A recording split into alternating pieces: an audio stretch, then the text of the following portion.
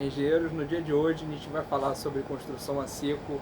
Vamos dar uma ênfase bem legal nos sistemas de drywall. Vamos falar sobre montante, sobre placa RU, sobre placa de gipsita comum. Vamos falar sobre placa cimentícia e vamos falar sobre custos, vantagens, desvantagens, algum problema que aconteceu aqui sobre relacionado à dilatação térmica, isolamento térmico, isolamento acústico, enfim, vamos falar bastante sobre drywall e eu conto com vocês aí até o fim do vídeo aí. Espero que vocês gostem.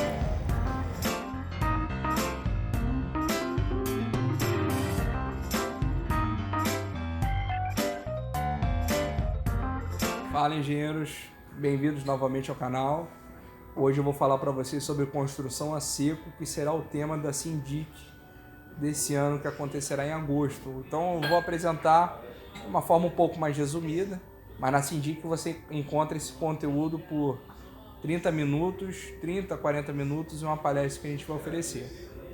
Mas começando sobre construção a seco, o pessoal pergunta o que é a construção a seco? Ela, justamente, sendo muito simplista, ela não utiliza água, né?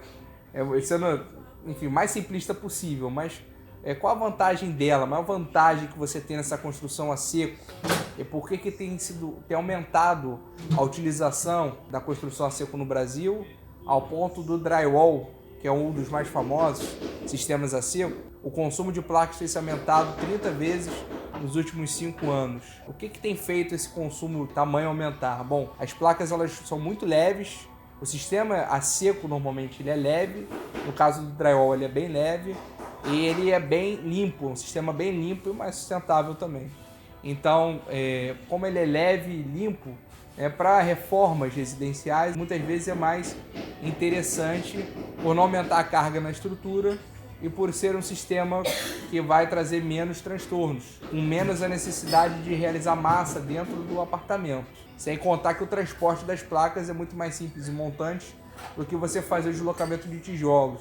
Agora, entrando no mérito, voltando para a questão do a seco ou úmido, construção úmida, você imagina como funcionam os sistemas a seco. Você faz a montagem de estruturas, parafusando esses sistemas ou soldando esses sistemas, e imediatamente você coloca placas, muitas das vezes já pré-fabricadas, ou então, em algumas situações, placas e são preenchidas por dentro. Então, o tempo que você ganha na execução, isso pode ser convertido muitas vezes financeiramente ou uma demanda de prazo específica do cliente. Isso acaba sendo uma questão essencial para o andamento da obra. Você vê aqui, a gente está hoje numa reforma de um apartamento e esse apartamento ele tem a necessidade de que fique pronto quanto antes.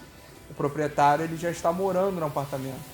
Então, esse tipo de construção, ele permite o menor transtorno para o proprietário do apartamento. Os custos, eles são bem planejados, você não tem tanta imprevisibilidade de custos, porque você não tem tanta perda de material, você já sabe quanto tempo você vai gastar, você já fecha valores muito bem definidos para execução. Então, para esse cliente, acabou se tornando uma escolha muito eficaz e pela questão da carga até necessária. Falando sobre a questão da manutenção, é uma outra grande vantagem da construção a seco, que para você realizar a manutenção, no caso do drywall, por exemplo, mas nos outros sistemas em geral, na grande maioria, é você remover a vedação e é você realizar a manutenção, trocar a tubulação que está com defeito ou o conduíte, passar um novo conduíte, se for o caso, e depois fechar a placa. Ou seja, é um tipo de serviço que gera muito menos ruído, gera menos poluição, gera menos entulho. Então tem uma série de vantagens para a questão de manutenção. A conservação dos elementos, você tem os prós e os contras, tá?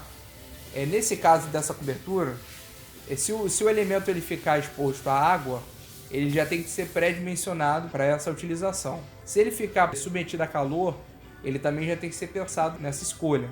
Caso essas escolhas sejam mal feitas, mal realizadas, a conservação não será interessante, porque você pensa, por exemplo, o gesso utilizado em local com água, a tendência é que o material venha sempre descolar, o material venha sempre a desagregar e você perca a parede junto com os revestimentos que estão nela. Então, feita uma má escolha no sistema de drywall, você tem uma péssima conservação. Fazendo uma boa escolha, escolhendo as placas boas, você tem uma relevante durabilidade.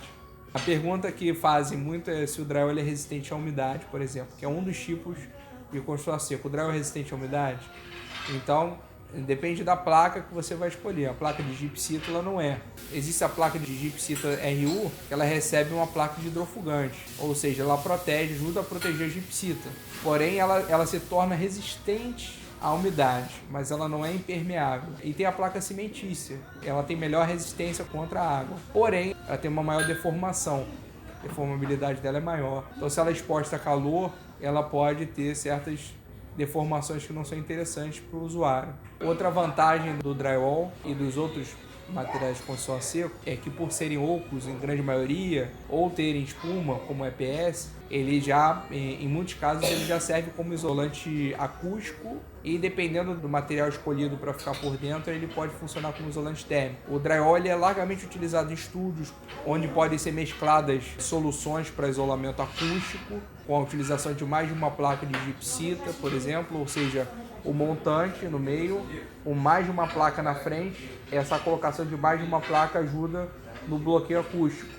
Além da utilização de mais de uma placa, a utilização de enchimentos por dentro, como é vazado, utilização de lã de rocha, lã de vidro e outros materiais, eles contribuem com esse isolamento acústico.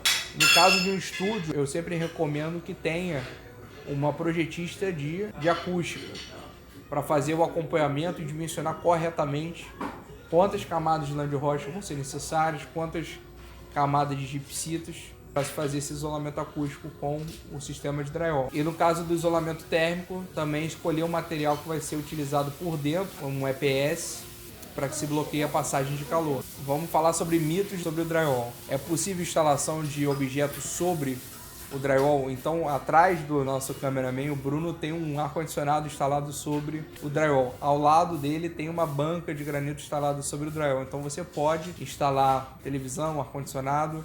É só ser bem planejado a estrutura do drywall antes da instalação.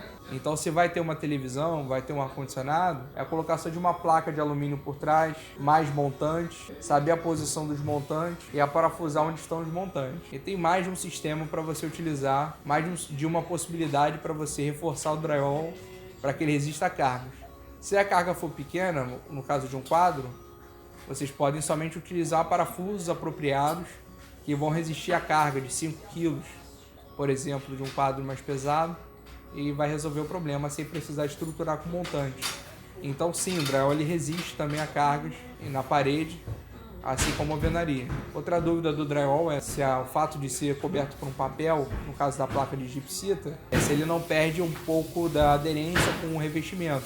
Você pode fazer a colagem de revestimento sobre a placa de drywall, porém é recomendado que a cola que vai ser utilizada seja uma cola específica, dependendo do caso, ou AC3 ou piso sobre piso para grandes revestimentos. Então, isso você tem que se orientar junto com o fabricante de cola, de pisos, né, de argamassa colante, para identificar a melhor argamassa que vai se adequar ao seu piso. Com relação à textura, também não tem problema. Você pode aplicar uma camada de seladora sobre o drywall e não há nenhum problema nisso. Sobre pastilhas, também da mesma forma que revestimentos de parede, você pode aplicar pastilhas também com uma cola apropriada, ou AC3 ou piso sobre piso. Sobre a passagem de instalações elétricas e hidráulicas, você pode fazer sem problema nenhum.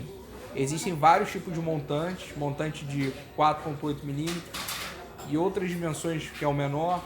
Existem outras dimensões de montantes maiores. E aí, dependendo da instalação que você vai passar, se é só um conduíte de meia polegada, por exemplo, você pode passar no montante de 4,8 pelas aberturas que ele já possui. E aí, posteriormente, passando os conduítes, você fecha, se é só instalações elétricas, você pode fechar a placa final de vedação. Então, como é que seria isso? Isso para um sistema simples de 4,8 mm de montante. Você faz a estrutura do drywall, aplica a primeira placa de drywall para o lado que não vai ter passagem de conduíte, por exemplo, e preferencialmente. Você passa os conduítes por dentro do montante e pela parede, e aí posteriormente você já deixa indicado onde que ele vai sair, a posição que ele vai sair, e aí depois você coloca outra chapa e parafusa na parede. Se você vai passar instalações hidráulicas, muitas vezes essas instalações têm a bitola um pouco mais um pouco mais larga, tubo de 25 para água, tubo de 40 para esgoto. Então são necessários montantes maiores. É só se atentar à espessura do montante e que ele permita a passagem e perguntar para o fabricante se ele permite a passagem do tubo ou de 40 ou de 25 milímetros. E aí sim, você não tem problema nenhum de você estar passando uma instalação pela estrutura de drywall. Outra pergunta que é muito feita é se ele é mais caro do que a alvenaria. A parede de alvenaria em média é um pouco mais em conta, sim. Porém, quando você leva em questão as perdas da alvenaria, a sujeira, o tempo de execução, o serviço num todo, dependendo da extensão do serviço, ele pode ficar mais barato ou mais caro. Então, normalmente, o que decide pelo drywall ou pela alvenaria é se o sistema de drywall vai ser aplicado em local aberto ou vai ser aplicado em local fechado, o tempo de execução da obra e, sim, por último, o custo da obra, se vai aumentar o custo ou não. Então, claro, cada caso vai ser um caso, tá? Mas, em geral, a alvenaria ainda é um pouquinho mais em conta para grande parte dos serviços, não se falando de reforma, mas se falando em construção de casas. A alvenaria é um pouquinho ainda mais em conta do que o drywall. E por último, falando sobre o design, as vantagens no design do drywall. Por ser estruturado, o sistema de drywall permite com que você realize nichos, aberturas em paredes, que a alvenaria não é que ela não conseguiria fazer, mas a concepção ficaria muito mais complicada com a utilização de vergas e um trabalho maior de embolso. Então o drywall permite fazer certas curvas que a alvenaria seria um pouco mais complicada, que a alvenaria em alguns casos até não permitiria e que teria muito mais trabalho. Além disso, o drywall geralmente ele é mais fino. Então em alguns casos a utilização da alvenaria ela fica fora de questão. O ambiente já tem um espaço reduzido, como lofts, espaços menores. Então, em alguns casos, a escolha do drywall é uma solução única. Se fosse utilizado a alvenaria, perderia esse espaço que não poderia se perder.